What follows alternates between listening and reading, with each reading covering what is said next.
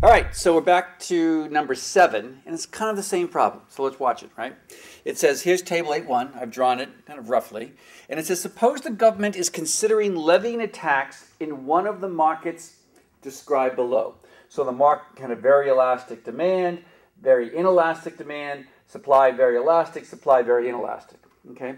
Which of the markets will allow the government to minimize the deadweight loss from the tax? Okay?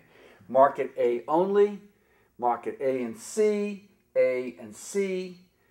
markets B and D, and market C only.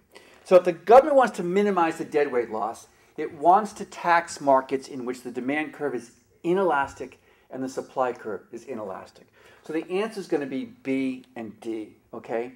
And the reason is, as I showed you before when I drew that diagram for number 6, when the supply and demand curves are very inelastic, you can see that the red area I had in that diagram in the last picture is very small relative to when the demand and supply curve are elastic. Because when they're elastic, consumers and producers respond to the tax by cutting back on consumption and production. That big cutback creates a big deadweight loss. Remember, deadweight loss is driven by the responsiveness of suppliers and demanders. If they're very responsive, the deadweight loss is large. If they're not responsive, the deadweight loss will be relatively small.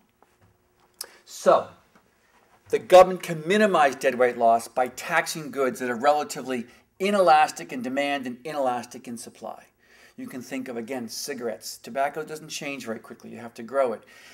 Demand for tobacco is inelastic. You can think of gasoline. Gasoline in the short run is relatively inelastic, as is the supply curve for gasoline relatively inelastic. So those short-run supply and demand curves are both relatively inelastic, relatively insensitive to changes in taxes because consumers can't adjust, nor can producers adjust very quickly. And because of that, you minimize the deadweight loss. Okay?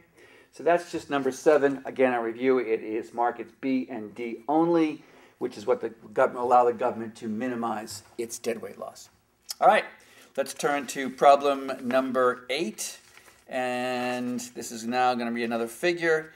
And I'm going to, I love this figure. So I'm going to pull back, draw this figure, and then we'll come back and we'll do number 8, which is a good one.